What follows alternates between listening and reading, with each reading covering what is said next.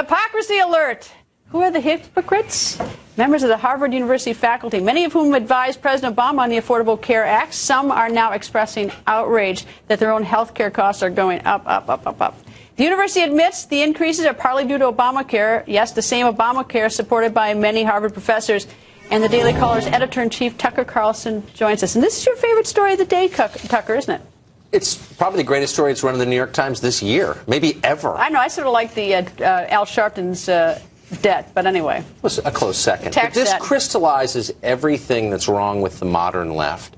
The idea that the policies they devise are perfect for you but unacceptable for them. And it's come home to roost to the Harvard faculty, which, by the way, has just connection after connection to the Obama administration. He's a graduate, of course, of Harvard Law School. I'm sure there are members of the West Wing staff who didn't go to Harvard. I've never heard of them, though. I mean, it really is just laden with Harvard people. And so the irony of listening to them, the most pampered and powerful people in all academia worldwide, whine about having to live under a policy they supported is just, it's wonderful to watch. You know what I think is sort of stunning?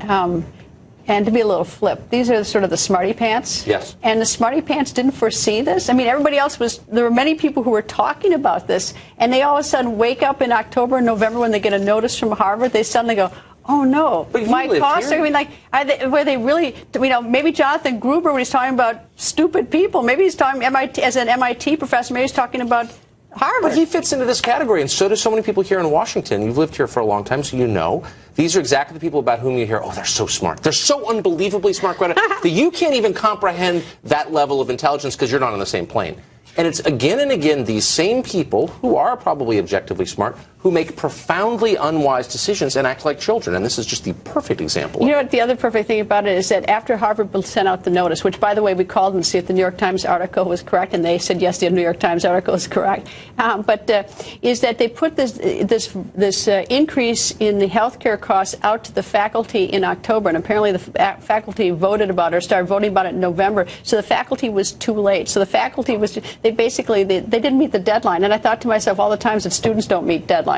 Well, and again, exactly. These are people who have jobs from which they cannot be fired. They have tenure.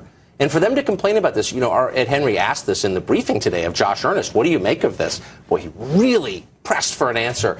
And Earnest, I've never seen him dodge a question more assiduously. I mean, he just wouldn't answer it because it's too revealing. You know, it's sort of sad, though, because I'd like to think that people were a little smarter than that.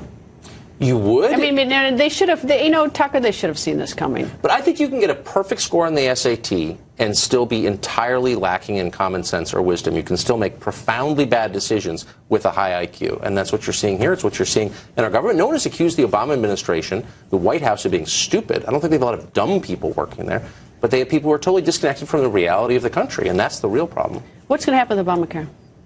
You know, I think the wise way, and the polls indicate this, would be for Republicans to take aim at certain parts of it and make it less onerous. Why can't... Does that make it better or make it less onerous? I think it makes it better. Why can't I buy a health care plan that I want to buy? Look, these plans are larded up. The problem is that if you buy the one you want to buy, there isn't extra money to help compensate or subsidize some people who might not be able to buy it. But you know what's really happened. These requirements are in there because lobbyists in Washington, some of whom I know, their kids go to my kids' school, got those requirements into the health insurance plans. This was a pure, non-democratic act that took place behind closed doors. Again, I know a lot of people involved in it.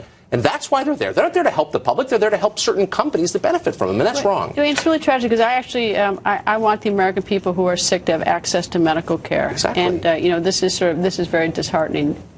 Well, when I have to pay for other people's hair replacement, I mean, it makes it harder. No, I mean, seriously, there's all this stuff in there. Are you paying for hair plugs?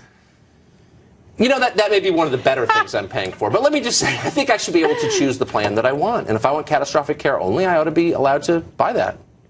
Tucker. Greta! Nice to see you. Great to see you.